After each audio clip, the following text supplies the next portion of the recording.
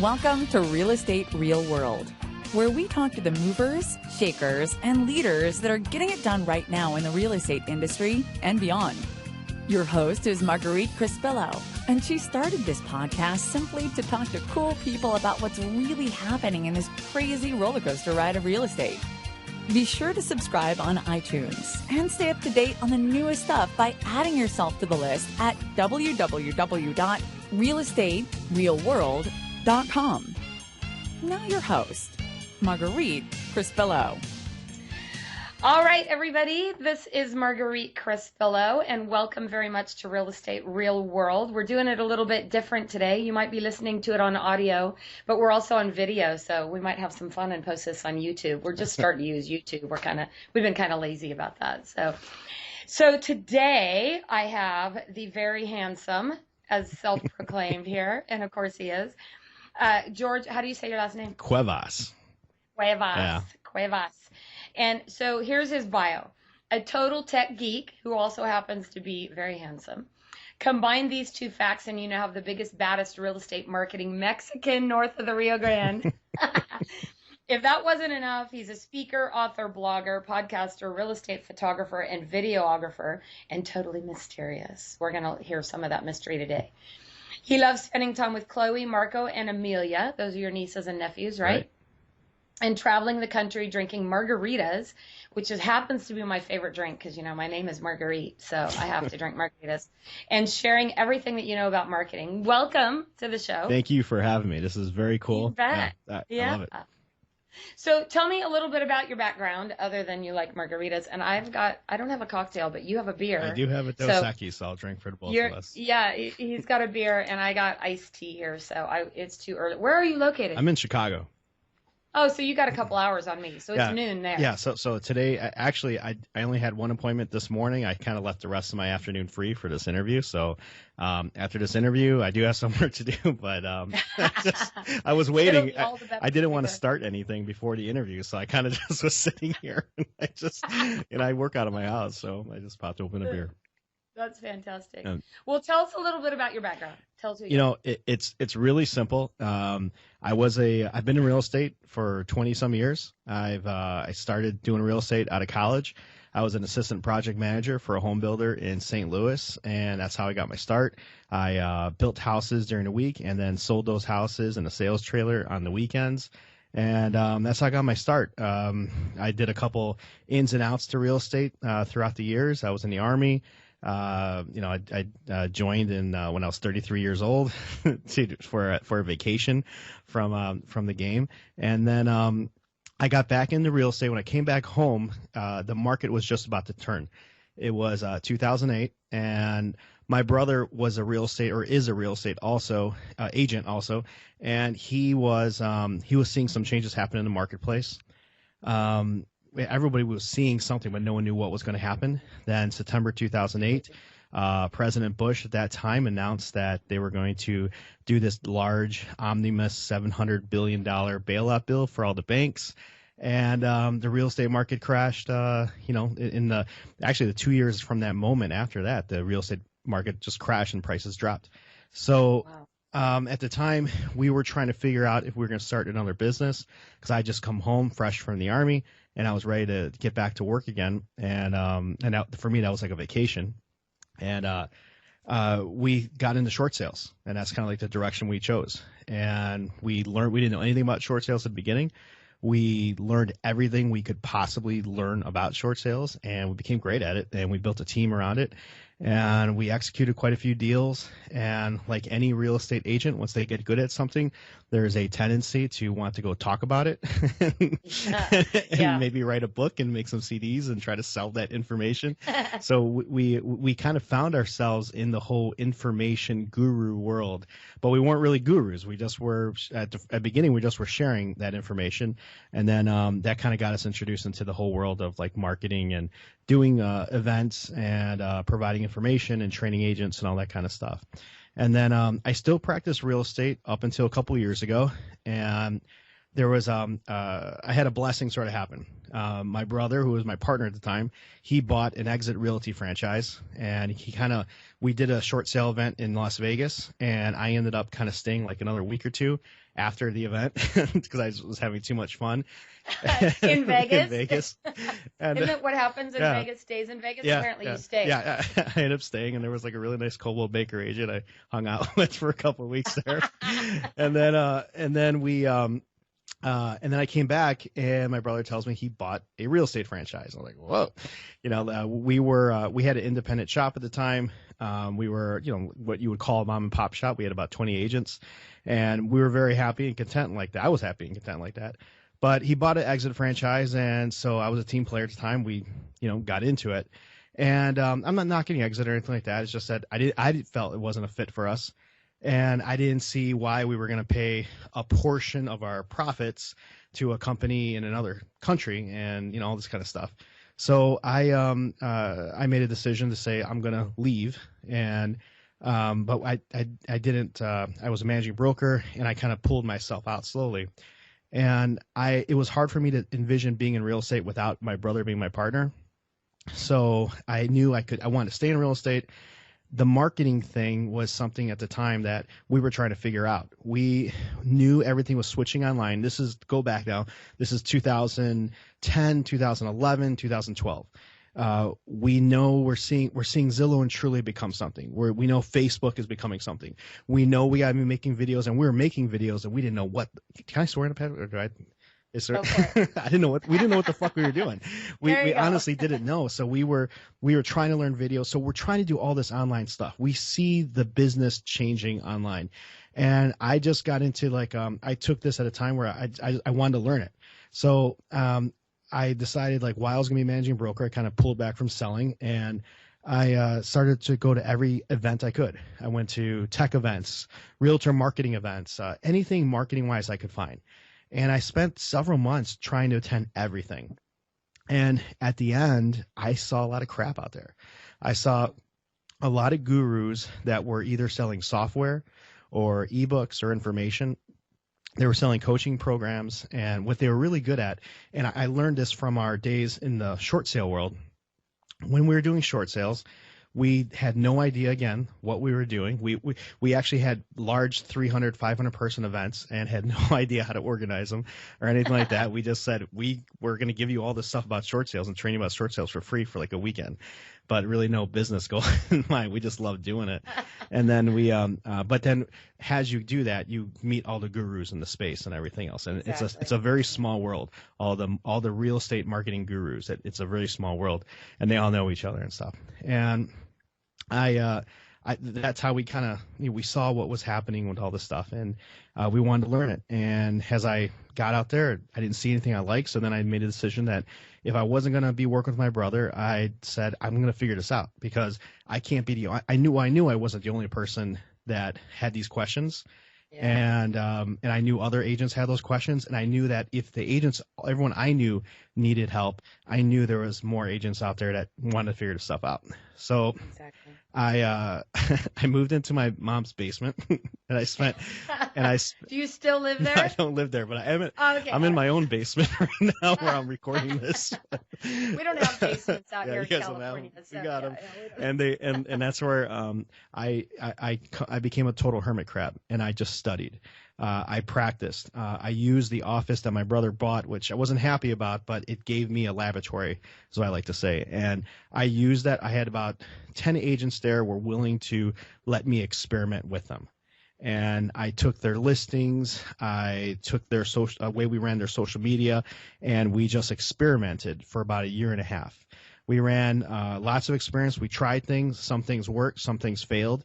And at the end, we developed what I teach today, and that is I teach online marketing for real estate. So when it comes to developing an online presence, when it comes to listing marketing a listing online, when it comes to using social media and what I believe is the right way for real estate agents, all these things are what we're born out of that year and a half of practicing turn that office into my little laboratory. As soon as I got done with the experiments and I felt like I had good content and good information that we could share that with other agents, then we started producing ebooks. My agent Redefined, that's when I started blogging and making videos, blogging, and then I started going around talking about this to anyone who wanted to hear about it. And well, a couple things. First of all, thank you for your service. I always appreciate that. And cheers to you. What do you think? So you have what's called Agent Redefined, right? Mm-hmm. So explain that a little bit to me. Like, I think that there's a lot of changes going on with social media, and everyone talks about social media. But what do you think is really some of the key stuff that, I guess what I'm looking for is really one great takeaway that agents may be able to use? There's nothing tech about social media. Okay, great. So, I love that. And so, like, the key to social media is actually the same principles that are enshrined in all sales, not just real estate. And that is that sales is not about selling. Sales is actually about helping and actually being so true. Right. And it's actually about being of service to the people that you want to do business with. So usually when we talk about social media, I always bring it back old school, and we go back to the teachings of Zig Ziglar. And or like right now, like Bob Burg's a guy I'm really digging right now because of what. I love him too. I did a podcast with him. Did you? I did a podcast. You got to go look for it. It was about a year or so ago because we did it on his book, The Go-Giver, which is one of my favorite books. He's an amazing guy. Just so you know, he is such a great guy. Like I was on his marketing list somehow, and so I just one day was feeling cocky, and I responded to his email. I said, "Hey, I'd love to have you on my podcast." He responded in like 5 minutes. He goes, "Okay, awesome. When?" And it's one of my favorite podcasts. You have to listen to it. I will definitely find it. I am grooving on Bob Burg right now because he's a great guy. I finished The Go-Giver, and what was so cool about that book and what I've been following from him is that I've been kind of doing that already. But when you hear someone else teach it and stuff like that, there's so many people that teach all this stuff the right way. It sort of reinforces what you're doing and how you're running your business and everything like that. And so when it comes to social media, there's no tricks. I always like to I'll tell a group of agents, anytime you get a freaking guru say that they got a secret sauce or some kind of like ninja tactic or some other bullshit like that, okay, about, a marketing secret. There are no marketing secrets. Good marketing is just good communications. And so when it comes to social media marketing, it's not about the technology. Facebook is not about technology. People don't go there because it's like this cool interactive place where that's so share true. Pictures and videos and Facebook Live and all this stuff. The reason why people go back to Facebook is because there's value in there. There's a human element to Facebook. There's a personal element there. So we go there for that, for connection. That's what, as human beings, we all strive for that. We love that. I was in San Diego like 2 weeks ago. And while we're in San Diego, we're in the gas lamp, and we're literally just drinking beer, stopping at taco anywhere we find fish tacos because I just love fish tacos, and we're just hanging out. It's like I went to the Social Media Marketing Examiner conference down there, so it's like a day after. My girlfriend flew down afterward, and then we just made a vacation out of it. And I see a dude on the corner that's got a White Sox hat on, and so I'm a White Sox fan. I'm a Southsider from Chicago. So I see this guy there. He's on the corner. It's like, holy shit. It's like, what's up, man? White Sox. I'm from Chicago too. I don't know this guy from anywhere, but because I'm in a different place other than Chicago, outside of where I live, and I see somebody else that's from Chicago, then we feel a connection because we're both, obviously he's from Chicago if he's wearing that kind of hat. So I go out to him, and he ends up being this dude that owns this huge hot dog company called Portillo's, which is like this ginormous empire of hot dogs. And he ends up being the guy, one of the owners or sons or whatever like that. So we made a connection in San Diego, and that happened over and over again. We talked to tons of people. We're being totally social, and we met people from the Midwest, people from Chicago, and it was all about connection. And we felt something there. And Facebook is just about that. There's nothing techie about it. Ted Rubin's another guy I like to follow, and Ted Rubin has a thing about where he says social media marketing and learning how to communicate online is all about learning how to communicate digitally. So let me ask you this question. Here's kind of a question I have for you is, I get this question all the time. Agents want to know, should I have a Facebook business page or a personal page? Yeah. And I know my personal philosophy on it, but I want to hear yours. Well, it depends on your strategy and what you're trying to accomplish. Your Facebook personal profile is your online database. Those are all your first and second and some third degree connections. So in a Gary Keller millionaire real estate agent next door type of fashion, that is your online database. And so when we communicate on Facebook using your personal profile, you are completely give, then maybe you can ask. But it's all about sharing experiences. It's all about storytelling. It's about sharing what the life of being a real estate agent and a human being is all about. So you're mixing the worlds of your personal life and your real estate life. It's not the place where you're going to make a sale, but it is a place where the conversation is going to start so that a sale will progress after that. So your personal profile is your online database. But it seems to me like if I want to get to know you, I'm not going to go to your business page. I'm going to go to your personal page, right? Well, so then how does an agent use that for business? Well, so now, it's all about strategy. So first, your personal profile on Facebook is your online database. The strategy there is all about database management, database marketing. This is old school shit. This is exactly what Gary Keller teaches. So that is the most powerful weapon that a real estate agent has. That is their sphere of influence and their database. It's like both. It's really kind of both, but it's that is where all your leads predominantly are going to come from. There's nothing more stronger than that in the long run for an agent. Every one of the best agents out there that is doing some kind of killer numbers has intact some type of a database marketing system. They're all a little bit different. They use different CRMs. They have different ways to connect with them, but they have something like that. It's database marketing is what keeps the phone ringing. That's what keeps emails coming in.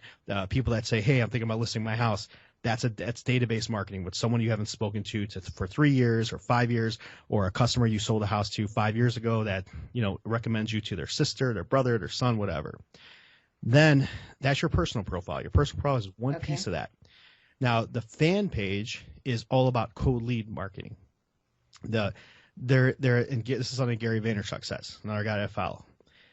Oh, I love Gary V. So, he just did a webinar with lab coats yesterday. So I don't know if you're on Facebook, but yeah. I think they kicked me out of there. Oh. I got kicked out of Lab Coat, and I got kicked out of there's another one out there, Real Estate Happy Hour. How did you get kicked out of Real Estate Happy Hour when you got a beer now? How did you get kicked out of there? They posted a product. They actually asked me if I wanted to come back in, but there was a product that got posted for like a video thing. When it comes to video, I have strong opinions. Because I want and I don't want to fucking make your video, but I want every real estate agent to learn on their own how to make their own videos or how to figure that out. Because I believe video is such a powerful platform, and by not doing it, you're actually holding yourself back. And well, now you even have Facebook Live, right? Yeah, so that's becoming really popular. And Facebook Live is another, video. It's a different way of using video, but yeah, it's not going away. If anything, we're going to see more and more of it.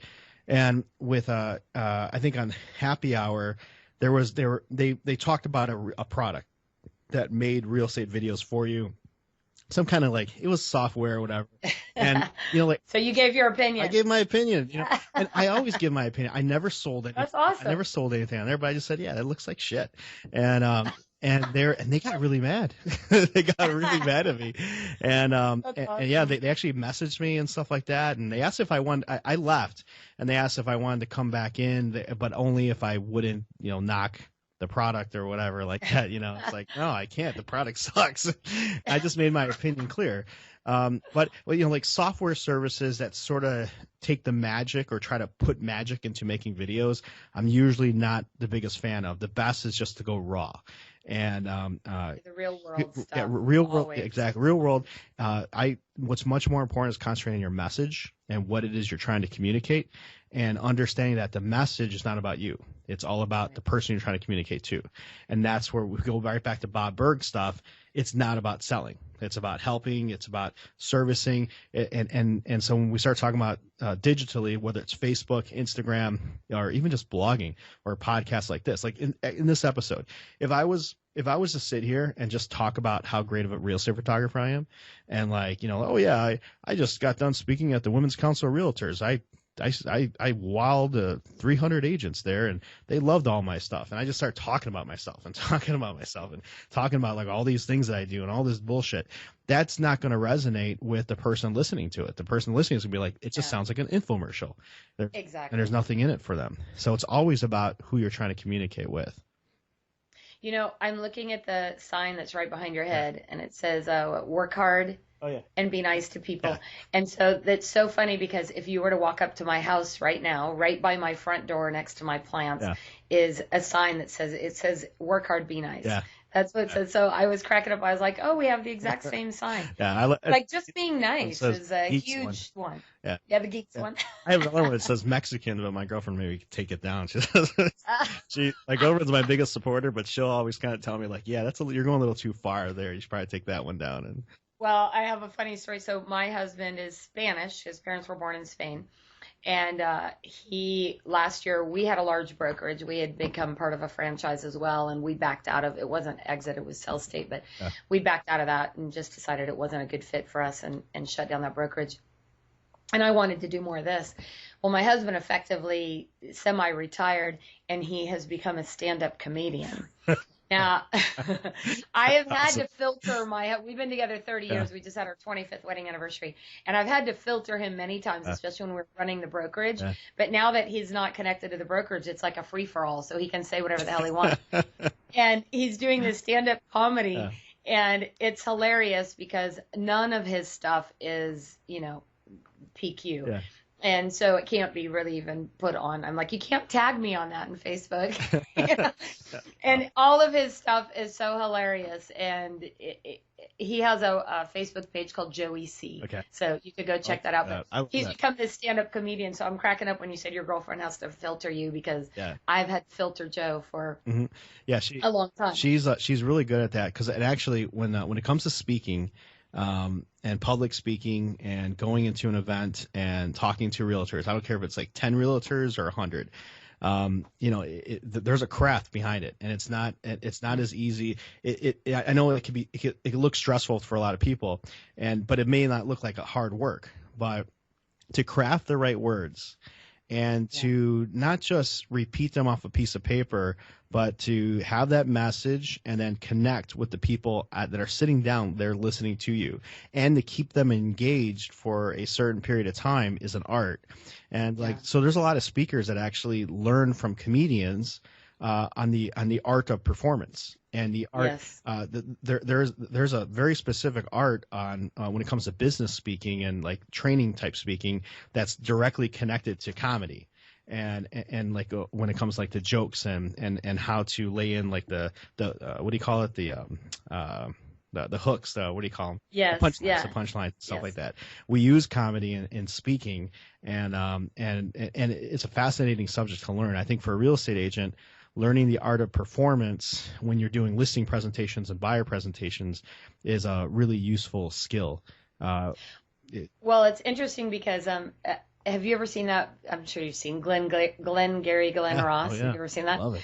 And in there they talk about AIDA, which is attention, interest, decision, and action, right? AIDI. And a friend of mine, Wellington Pendello, has a company called the Career Compass. He does that, and he calls it insult comedy. So a big part of his presentation and his whole 2-day thing that he does is all about insulting the hell out of the real estate industry and the agents as a whole. But he's able to get away with it, right? Because he does it all under the guise of comedy. So you can get away with a lot of stuff if you like throw it into a joke, depending on your audience, of course. Yeah, and sometimes it can backfire on you, depending. I teach, I give a lot of classes to real estate investors about how to market their listings and pre-market listings and stuff. And I did one a couple weeks back, and it was on Facebook Live. They were kind of recording it. So especially with the real estate investors, I'm always drinking. If there's those are usually at nighttime, and so like they're It's the only way you can get through it, right? Well, You got to drink. you're right. No. Well, you have a drink, but usually like in a real estate investor group, the RIAs, they're all over the country. And when you go to one of those groups, you'll have a bunch of real estate investors, and they usually get together at nighttime. They have it usually at some kind of bar or restaurant or whatever, someplace that gives them good cheap space to gather in and talk and everything. So it's like part social, part there's some kind of information there that's being shared. And I did one for this group of investors here in Chicago, and they're all Renatus guys or part of Renatus or whatever. And then they Facebook Lived it. And in my presentation, to establish a baseline of what not to do. That's a good so like when the best way for me to train agents or investors how to do better marketing is to establish a baseline that this is what you don't want to do. So if this is what you don't want to do, then here's what you do want to be doing, to give that pathway. And so when I do that, we got to talk about the bad practices of bad real estate agents. Doesn't mean doesn't mean that all real estate agents are bad, but I believe that, and this is something that came up in the Bill Crane interview, which I love that conversation about what does NAR stand for, what does Realtor stand for, and what is the value associated with it. And so I give a presentation, and we're talking about bad real estate agents. And when we're talking about listings marketing, there's a lot of examples of bad things being done or things that I believe could be done better by real estate agents and how we market listings. So like when you see a picture of a bathroom with the toilet seat up and like, like rule number one, right, toilet paper. Like, why do people always take pictures of it, like those teeny tiny bathrooms? Like you go into a standard house and the bathroom's like, 3 feet by 5 feet. It's like all you see is the toilet. Like what, do you just want to prove that there's a bathroom or what? And powder rooms are one of those things where you don't need that. Not every powder room deserves to be photographed. Exactly. No matter how bad you may want to, but my mom's searching for a house right now, and we're going out tonight again to go find her a new home. And does she have a good agent? Huh? Does she have a good agent? Yeah, she's using my girlfriend. I remember, like I don't even have a license anymore. I do. Oh, there you go. I do just I'm all marketing, and then I do that purposely because I don't want any of my clients here in Chicago to think I'm going to try to steal a listing from them or try to compete against them against listings.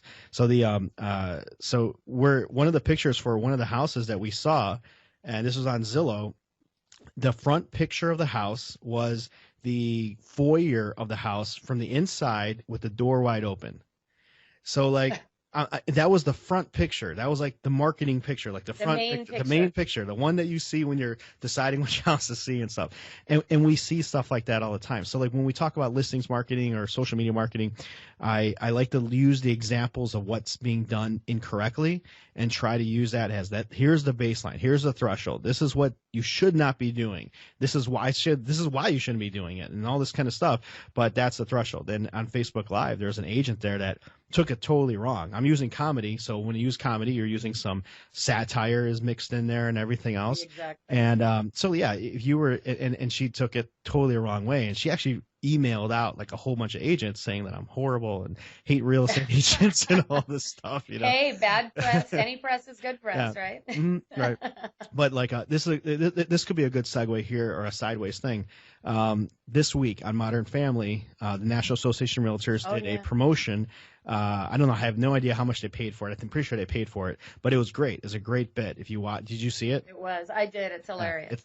I love Modern Family anyway, but that was awesome. Totally. She's like, what? He's a realtor. Not sure what that means. Yeah. But... No, he's like, no. The lady goes, what are you, some kind of real estate agent? And then Sofia Vergara is like, no, he's not a real estate agent. He's a realtor, and it makes a difference for some reason. Something like that. And it's awesome. Yeah, it was awesome. It's a great bit of comedy, and there's satire in there because, and that's gone viral. It's great. Viral. It's great, and but it addresses one big question. The big question our industry faces now is that whether we're talking about social media marketing or listings marketing, all this stuff, there isn't a set of standards out there. There's a lot of agents out there that aren't really sure if they're doing all these things correctly or incorrectly. There's a lot of gurus that are showing them to do it this way. And a lot of times when the gurus are shown to do it this way, they have a product tied to it. It could be software or something else. But what it means to be a realtor and what that stands for, the only way to give it value, you could do product placements and stuff like that. Every industry does it. Pork, milk.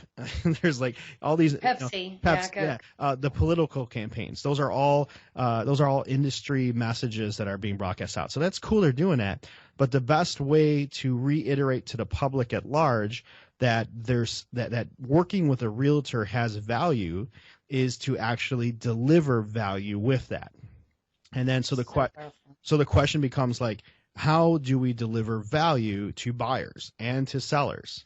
And that can only come through sets of practices and standards. Like we have the Realtor Code of Ethics, and that's beautiful and everything else and important. But when it comes to set practices on how we help buyers and how we list and market homes, that's kind of like the Wild Wild West. You can sell a house without professional photography. You can sell a house without a virtual tour. Absolutely. If it's priced right, it'll sell. But what does that say about that real estate agent? And then in a bigger context about the whole of the real estate industry, if like sellers, they may not know exactly how a house needs to get marketed, but that when they see iPhone photos of a house and they're looking at houses and they see these horrible pictures and they can't tell if that's a bedroom or a closet or whatever, they ask themselves, and then they see one house that has professional photography, they all say like, why don't they all put nice pictures up? I don't understand it. They don't get it. And all that does, that kind of all adds to the collective thing, the mindset that consumers have and how they look at what a real estate agent is and what kind of value they bring to the table. So in some of the stuff that you teach, you said you're teaching kind of what not to do, right? Mm-hmm. You're trying to show examples of what not to do. Yeah. And I guess that agents have to want to do that, because I also see, like, I don't understand that either. Why do they not take the time? Is it lack of skill? Is it laziness? Is it like, what is it that's keeping, like, why are agents taking pictures of the bathroom? I think that in real estate, it's weird because we're all entrepreneurs.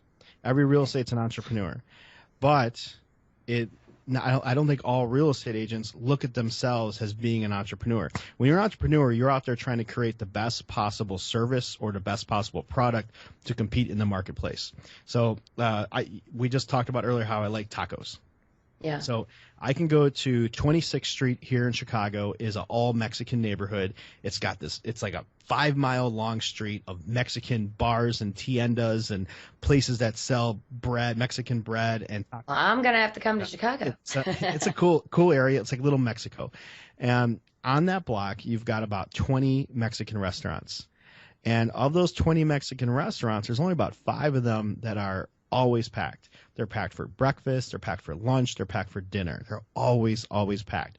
And you have a bunch of other ones on there that are small, and people will come in there, but they don't have lines, they don't have waits, they don't have anything like that. And this is what you see happen in business in any kind of industry you talk about. True. But we have the best taquerias are the ones that produce the best fucking tacos. Yes. And they go the street tacos. Yeah. And people go back. And when it's dinner time and there's a Mexican family in the neighborhood and they're saying, where are we going to eat tonight? They start talking about, well, we could go to Kamali's, or we can go to this one, or we can go to this one. They're good. Yeah, we'll go to that one. But they know which ones are the good ones, and those are the ones that they go back to. And they go there because they know what the quality of the product is, and they're willing to put their money there and spend their money there and be faithful and loyal to that brand and that company. And when it comes to real estate, that kind of entrepreneur mindset, that's what I don't see so much. I see a lot of agents that are focused on, how do I get leads? Okay. So like, how do I get more listings? How do I get more buyers? Usually it's listings, but how do I get more listings? And the best way to get more listings is not about coming up with a better, all the scripts for expireds, for FSBOs, all that bullshit. It's the same old script a little tweaked here and a little tweaked there, a little updated and whatever. But all those scripts are all based upon trying to convince somebody to work with you. And if you go with a Bob Berg type approach, or a Seth Godin, or like one of these other guys, it's much better to lead with value and build your business around offering value. So when it comes to listings marketing, the best way to the first part to start with is create the best possible listings marketing plan that you can have for a seller. That's what sellers right now, they want to know you're going to work hard to get that listing sold. And one of the best ways to show them how much you're working is, and they want it, is to show it being marketed. Show that you're doing your job of trying to sell it, because you cannot sell it without marketing it. So they want to see that. They want to see that happen. They can see their own listings now on Zillow and Trulia and everything else. So you have to have that plan of action. And I believe that's where you start. You create the best possible system so that you can create an experience for that homeowner. And when you can create an experience for them, that's how they know that you are the person. You are the expert. You're the authority. You are the guru. You're the person they want to be working with when you provide a level of service and a plan to actually market that house. So that you have to be able to kind of foretell the future a little bit with how this deal is going to go down. There's going to be some deals go south, some deals go west. All this kind of stuff happens, but they need the guiding light. They need the North Star. They need to know that there's a captain of the ship that's taking them down this road. It can't just be like, well, we haven't had any showings in 10 days, so I need a price drop of $5,000, $10,000, $20,000. They want something more than just that. They need a system behind it. Well, it's so interesting, because what I love that you said is that, I think a lot of agents get focused on, I just need more leads. I need more leads. I need more leads. Like, leads is not your problem, right? Because I could come to your office right now and drop 1,000 leads on your desk, and you might end up with 1 or 2 great clients out of it and burn through the rest. Like, leads is not the problem. So it's really taking the time to focus on the quality and the value you're giving, like you said. Like, focus on just doing a better job, and that will attract all the business that you need. Exactly. That's how you build a business, and that's long term. That's a long term approach. It's not, you can't just start adding value and then tomorrow you're going to have your doors going to be busting down with people that want to buy and sell with you. It's very much a long term approach. Well, I think what you were also saying too is that when you get into the real estate business, you have just signed up to be an entrepreneur. Like, you've made that decision that you're self-employed, you're an entrepreneur. And you're so right in that. I think a big mistake is most agents don't see themselves that way. They see it as another job. They left a job so that they could have freedom and flexibility, not realizing that if they don't really pay attention, they're going to fall by the wayside, like so many do. Right. No, exactly. I mean, like, my girlfriend, she's a RE/MAX agent, and she's a great agent, and she still calls her managing broker her boss. Like she kind of has that. Now, she's completely independent. She does the entrepreneur thing, but like I said, there still is that. I think the other thing too, that's our industry. And this is something, like, I listened to that Bill Crane interview and I really loved it. And you guys kind of touched on this a little bit on it, was that our industry is going through what we call disruption right now. So how leads were generated 20 years ago is far different than how they're generated today. Let me explain. 20 years ago, a real estate office was the central hub for lead generation. Prior to the internet, it was the phone book, location, and signage and print is how you got leads. With print, every city had a real estate section, and being in there, somewhere in there, was important. It was gold. Taking out ads and stuff like that. That was part of the strategy. But not everyone could afford to do that. That was some of the most expensive type of advertising there was. Then it was retail brick and mortar locations. If you were in, like, what town are you at? You're in Northern California? Yeah, we're outside of Sacramento. I'm actually in Roseville, California. Yeah. Roseville is awesome. So, like, in Roseville, there's a central district there, and then so, like, you would want a primary retail location somewhere in central Roseville there, that, like, somewhere where not Play Car is at, because the Play Car is kind of hidden, like a neighborhood. The offices there, you'd want to be somewhere where the grocery stores and everything else is at. That retail location was huge because people would walk into them. They would drive up to them. When you wanted to move, you lived in Roseville and you wanted to move, you showed up at the local C21 or Remax or Coldwell Banker or whatever. That's where you went. And if you didn't drive up to one, then you opened up a big yellow book and you looked for the real estate company that had the biggest ad in the phone book. And you called them, and then you called in, and a lot of the brick and mortars, they had almost like call centers. They had phone systems because floor time back in the old days, it was floor time, right? Yeah, floor time was huge. Floor time was the way you got rich, That's how you got business. That's how you got business off floor time. So agents would fight over good floor time. Only the best agents were allowed to take those peak hours for it and stuff. And when you were starting out, you got the shitty, non-peak hours and stuff, and exactly. You had to work yourself into there. But we came from a place where it was the brokerage that created the leads. The brokerage was the hub for lead generation. Now we fast forward to today, and we have the internet and high-speed internet connections, our ability to communicate the way we are right now. And now that has dismantled the whole sales funnel with how buyers and sellers find and buy properties. And that's what changes the role of the real estate agent. It changes the role of the real estate brokerage in the whole thing. It's all upside down. And it's not just real estate. You can go to any other industry that's been disrupted. Let's go to Uber. When I went to San Diego 2 weeks ago for the social media convention, I took my first Uber because I live in the suburbs of Chicago. I hate fucking going downtown. So like I have a nice truck I like to drive around, and I don't have to take cabs. But I went down to San Diego. I stayed in Little Italy. I wanted to go somewhere different. I never kind of hung out in Little Italy. I love that area. So I love San Diego anyway. Yeah, San Diego's awesome. So I stayed in Little Italy, and that's not close to the convention center. So some days I walked it. I enjoyed the walk there, and then but some days I didn't have the time. So instead of taking a cab, I decided to try Uber, and I tried it the first time, and the experience was solid. I loved it. I set the app up on my phone, connected my credit card to it. Within about 5 minutes, I ordered up a car, and I was at the convention center. The car was clean. The driver was nice. They had cool music playing.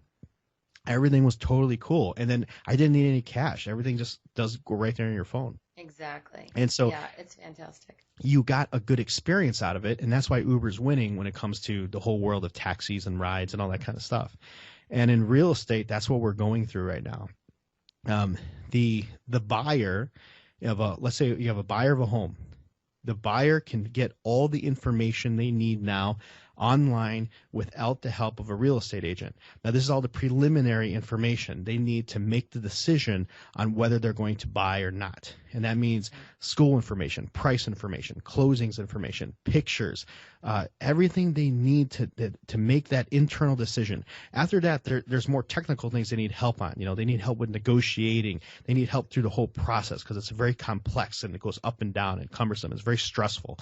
For real estate agents, it's not stressful because that's what they do. So that's what those are the different kind of things they're looking for. And that means that they don't need you to sell them like they don't need you to take them to a townhouse or a single family and say, oh my God, look at these beautiful countertops. Look at this beautiful hardwood floor. This is really in style right now. They don't want that unless they ask for your opinion. Unless they value your opinion that much in style or trends or whatever, then they want to know about that kind of stuff. But before, that's what agents used to do, and they don't need that anymore. They don't want that. What they wanted is to buy a good deal, and they want to get through the process as stress-free as possible because nobody has any time to waste. No one has any time to be stressed out about anything because we're all running on 24/7. We're all connected 24/7, and we're moving fast. We want things to be easy and convenient, and that's where in real estate, this period of disruption that we're going through right now is very unique because we are in the middle of it. We may not, as a real estate agent or me being a guru in it, we don't see all the changes taking place exactly as they are. We are like, do you remember the movie Twister? Oh yeah. Okay, remember fucking in the end of the movie, they're like, there's like this big tornado. What was that guy's name? It was It was I'm not gonna Helen remember. Hunt, and the other guy.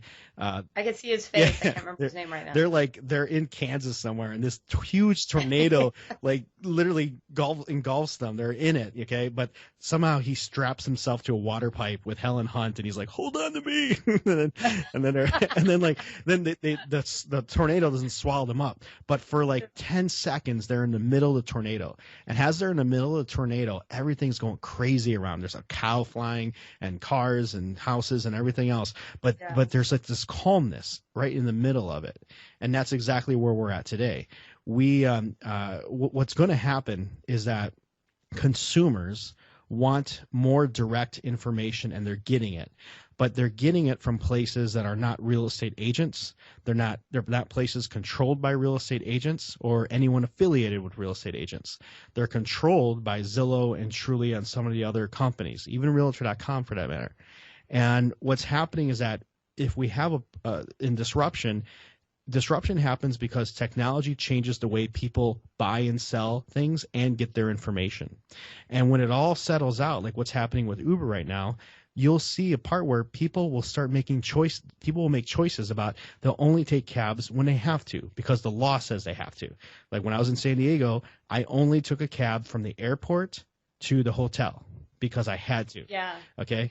And then after that though, I counted how much I spent. I spent $136 on Uber rides that whole trip, and that was money I would have normally given to cabbies. That would have gone to the cab industry. Now it's going to Uber. Uber gets 20% of that, and the driver gets the rest. But it's direct and it's an experience. So in real estate, we have to be focused more on how do we deliver more value? How do we deliver experiences to our buyers and sellers?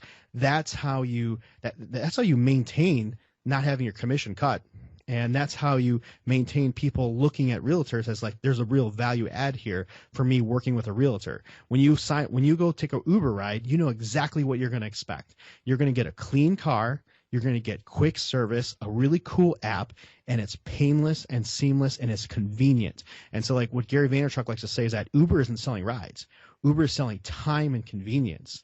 And that goes a long way in this crazy world we all live in today. So right now, a buyer goes to Zillow, goes to Trulia, goes to Yahoo Homes, all of which are controlled by Zillow. And if they don't go to one of those three, that's number 1, 2, and 3, then they go to Realtor.com.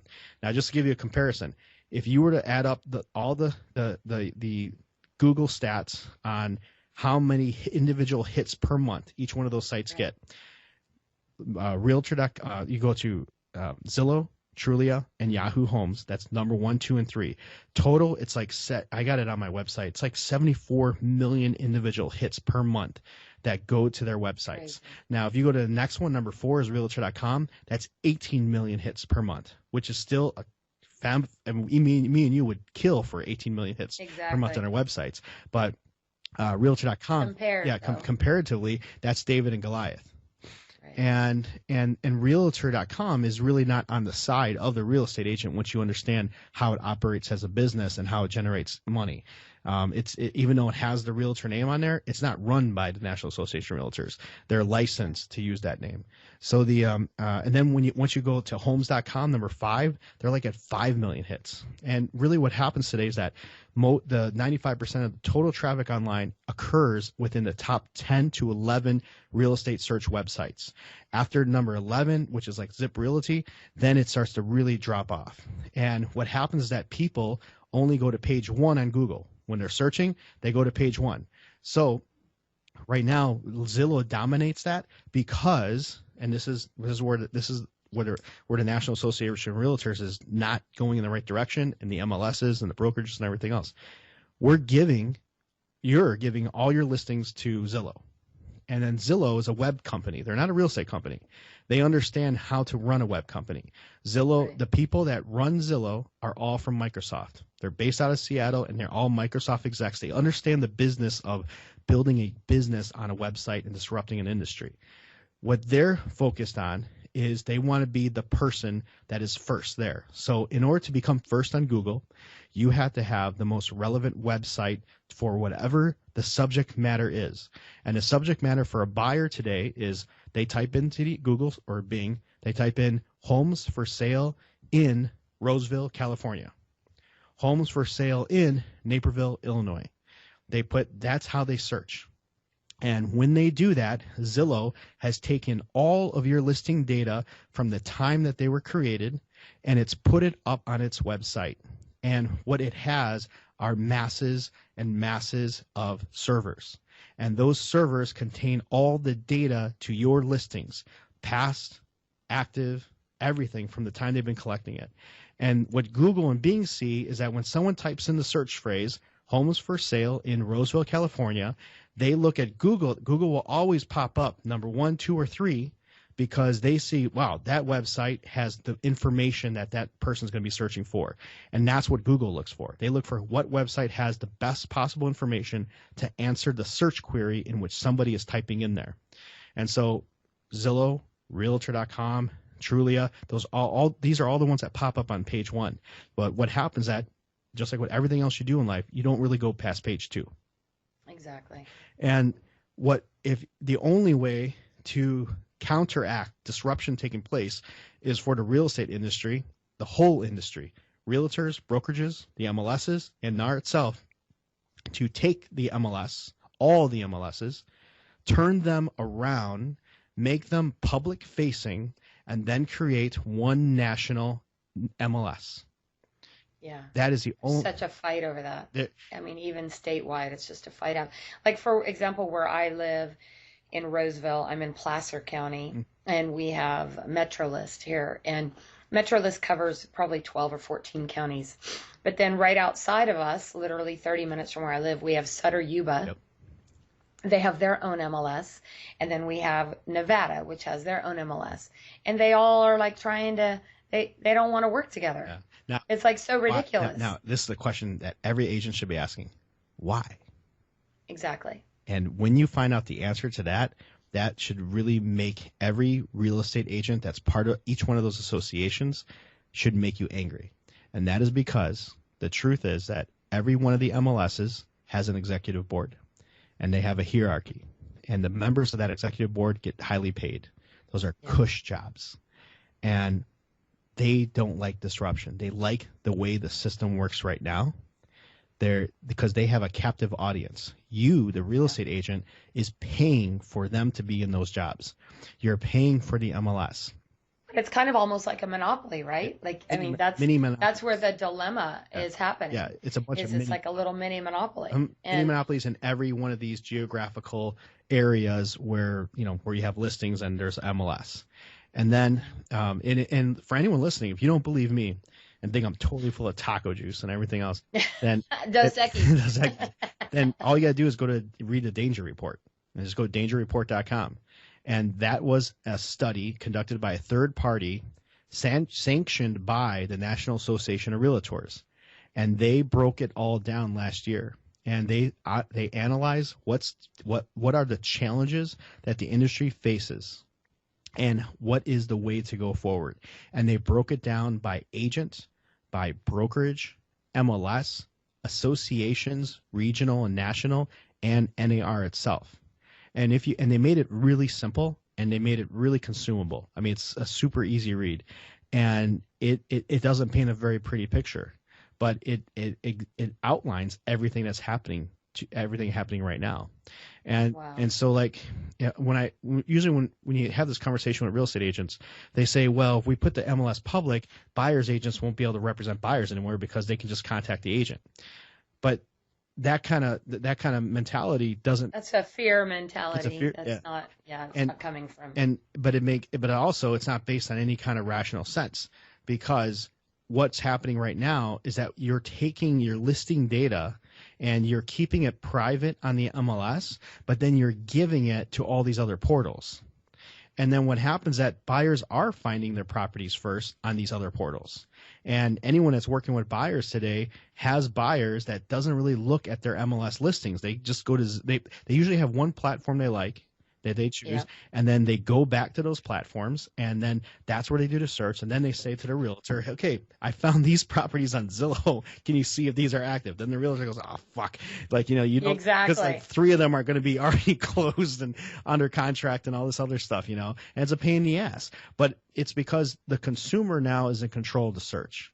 And once the consumer, having a better, more informed consumer is a good thing. That's totally. I mean, I go back to when I first started in real estate all those years ago. I mean, now I'm aging myself, but we didn't actually have the online MLS, right? And people thought, oh my goodness, when they get the MLS, they're not going to need us anymore. Well, I'm still here 23 years later. So clearly, just giving them access to the MLS wasn't enough to eliminate the industry. It was okay. It worked okay up to about 2008. And then, if we didn't have the real estate crash, I think Zillow and Truly would be much further along in their advancement of what's really going to end up happening. Zillow has an app. Zillow is a public company now, and they have investors. They have numbers they got to meet every quarter now, and they're not slowing down. Even though right now they say that they don't want to be in the real estate business, that will change because right now the strategy. If you don't believe me, all you got to do is go to Zillow and go to their industry section on their website where they put out videos and they put out press releases to their investors on how they plan to make more money. and how they plan to beat their quarterly, big public companies use quarterly things where they gotta beat whatever the Wall Street says and stuff. And they say we are going to earn more money by doubling the fees of our agent advertising partners. They call real estate agents that advertise and are advertising partners because you're paying for zip code leads off of there. Right. That's advertising for them, and that's how they get all their revenue. So right now they're going through a phase where they're pretty much overselling every zip code there is. The way to find out if your zip code's oversold, if you're getting a Zillow call to buy advertising, is you go to your web browser, take the zip code of the area that you're looking to buy, and then refresh the browser 13, 12, 20, whatever times, and see how many. And and every time you refresh the browser, you're going to get a couple different agents pull up on those zip codes because you got to pull up a listing first, and don't pull up a feature listing. Pull up a listing that's getting sold, and then count the agents. And for most zip codes today, you're going to see 10 to 14 agents on a zip code. That means that when they sell you impressions, if you have, let's say you got 25,000 buyer impression or whatever, just impressions on this zip code every month. You're not going to get all 25,000 of those impressions. Those impressions are divided by 14 of those, however many agents you find are already buying those ads. And then so what happens is that the way to get the call back off one of those ads is that has a buyer searching, they're clicking on a lot of different properties. So it's sort of like a Russian roulette. The property that they do find on there that they like, bam, they click the thing. But though they're going to look at several properties before they find a one. And when they do find a one, it just depends who pulls up in that revolution. Right. Now, when they first started, they used to only sell that there maybe only be 3-4 agents per zip code. But now when you got that many, up to 14 agents in some cases, the effectiveness of that ad, that placement goes down. It's diluted down much, much more. Now there's no doubt it works for some agents. I know some agents where they're rocking, they're crushing it on Zillow, yeah. And then there's other agents it just doesn't work for them. It's sort of like just one of those things. It's like it's part art and part science and part mad chemistry on how that works. The funny thing is so I did some Zillow advertising for a while for my team, and then I backed off of it. Mm-hmm. I swear I've gotten more leads now that I'm not even spending any money with Zillow than I did during the time I was spending money with Zillow. And it's not even in a zip code that I paid for. I don't understand it. It's not even in a zip code I paid for. Yeah. And so I have no idea other than, my profile looks good or something, but it's pretty funny how that works. It is. There's a mad chemistry type of blend.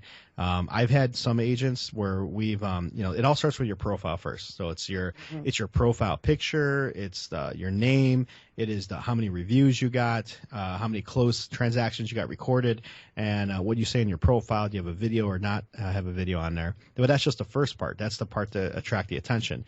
And then after that, it's just sort of, like I said, I've had some agents in the same zip code, and one agent will do awesome in it, and the other agent doesn't. And they're both good agents. They have good follow-up. They call back quickly and all that kind of stuff.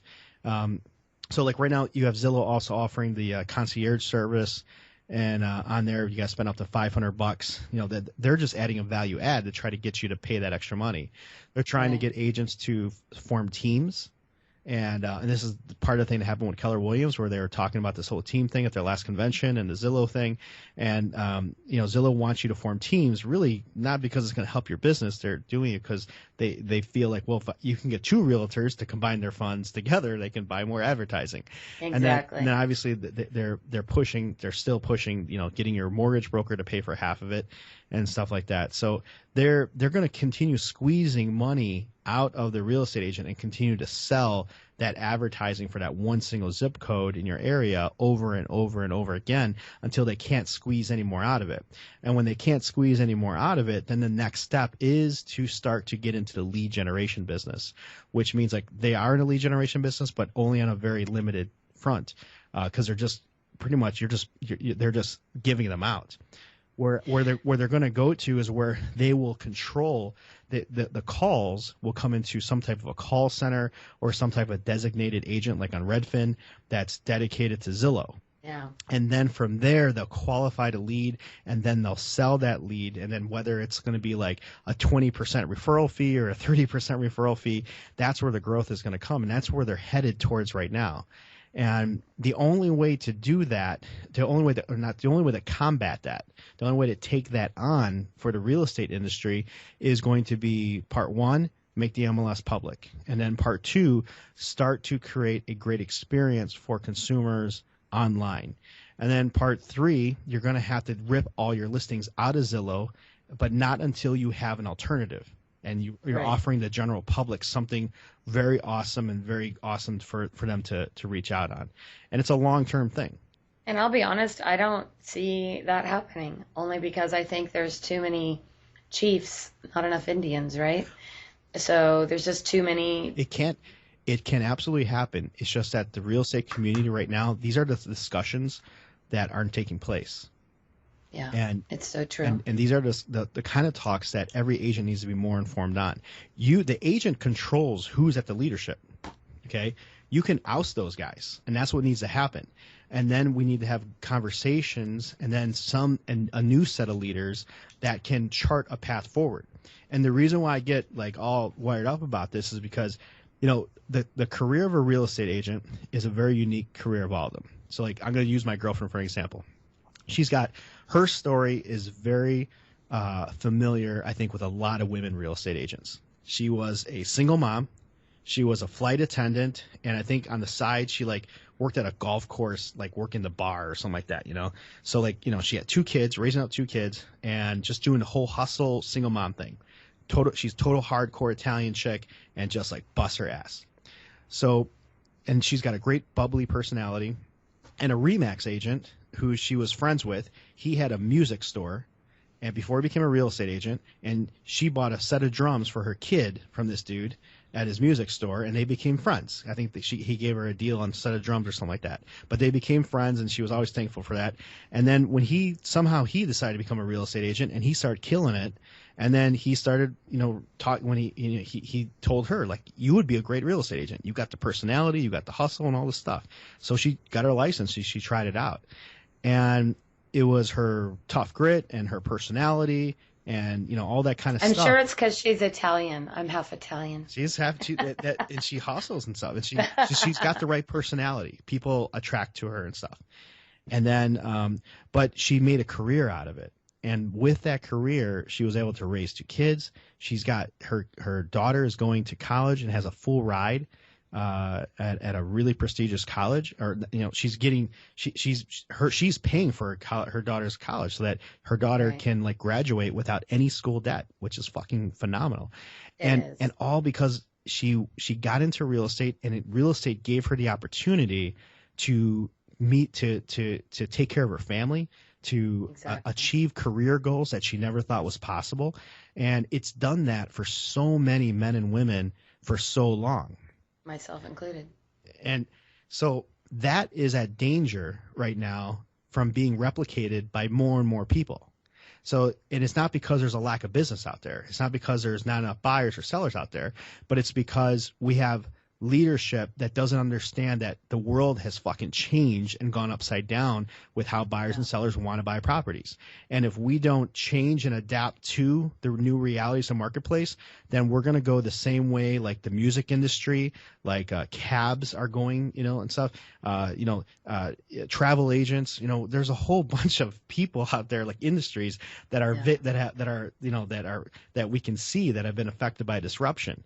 And that's if we don't take that on, then that's what's going to happen. So that's why when I teach listings marketing, when I teach a class on how to do social media and we say here's what not to do or here's how not to market a house, it's not because I think I'm great or because I think my system is the best and I got software that you can buy or some shit. I don't have software to sell, but but it's because we have to set a set of standards.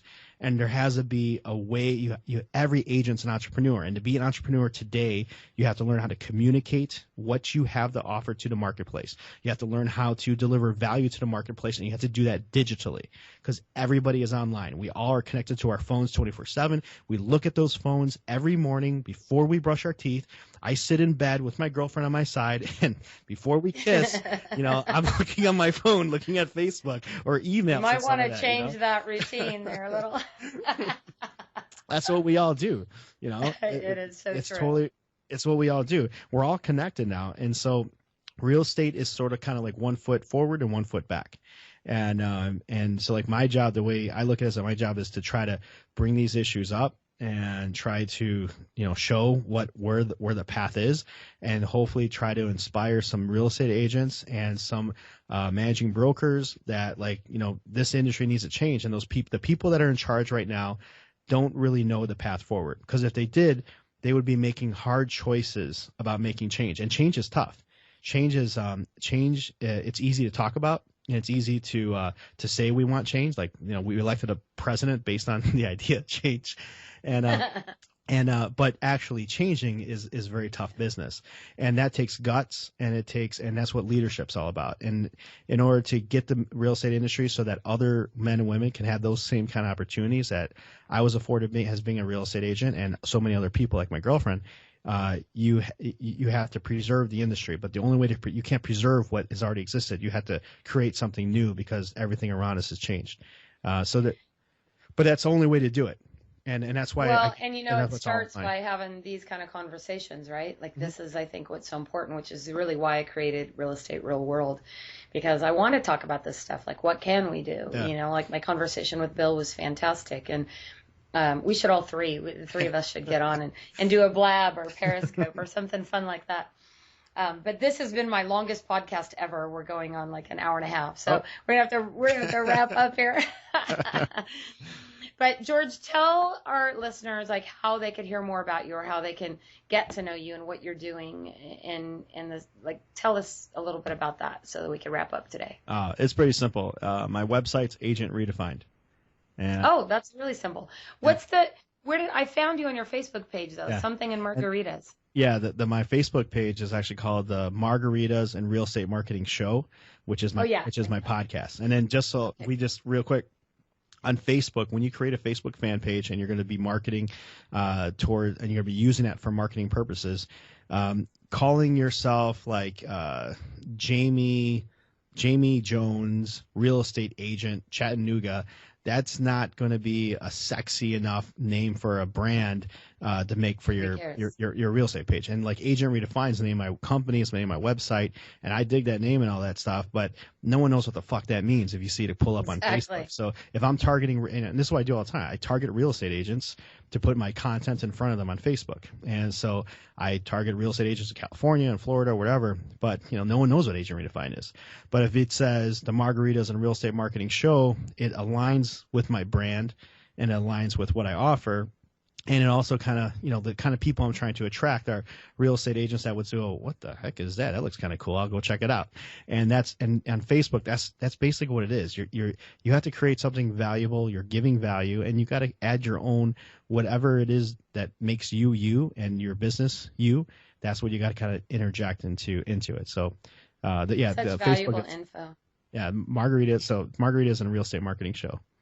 And so that's the name of your podcast, Yeah, Margaritas. Okay. So we'll look that up. Yep. And hey, we'll have to do this part 2 on your show. Yeah, I'll have to bring you on. I'm going out to San Diego in another month for another Facebook. I'm going there for there's a really cool, if anyone, well, I don't know how many spots they have on it, but it's this is going to be Rick Mulready and James Wetmore. James Wetmore's a YouTube dude.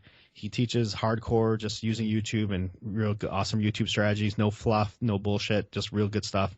I've learned a lot from him. And Rick, when's that event? That one's on June. I think it's like June 4th and 5th. It's like a Friday, Saturday thing, and it's in San Diego. I'm coming down for that. That's going to be a really good. And Amy Porterfield, who's another good Facebook chick. Oh yeah, I love Amy. I met her in 2010 when I was in Marie Forleo's coaching. Oh, were you program. in that? And I'm also in her webinars that convert. I'm in her workshop. I love Amy. She's awesome. She's got great content. And then I think it's Amy Porterfield, Rick Mulready, Pat Flynn, and I love Pat Flynn and James Wetmore. And it's that one's a paid event. So I'm going to pay the ticket to go there. I'm not promoting it to make money off or anything like that. But yeah, maybe when I come down, I'll drive up. Well, I'm about 8 hours from San Diego, so I'm a bit far.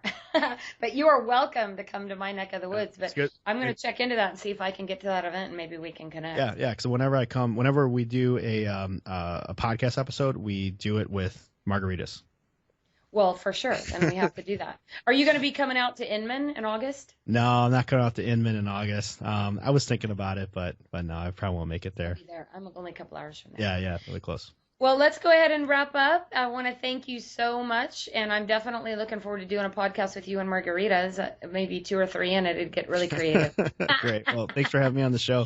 This has been pretty fun. Thank you so much, I we'll didn't get talk this. Too much You're awesome. Yeah, this was fantastic. So thank you so much for being a guest today on Real Estate Real World, and I look forward to meeting you in person and talking to you soon. Thank you so much. Thank you.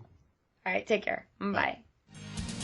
Thank you for joining us today on Real Estate Real World, where we talk with masters and leaders in real estate and beyond on how we can raise the bar in our industry. Please subscribe over on iTunes. And while you're there, be sure to give us a review. Your reviews encourage us and help others find our podcast. For show notes and hot topics on what's going on right now in our real estate industry, hop on over to www.realestaterealworld.com and add your name to our email. Thanks again for listening. And go out there, be a part of the elite masterclass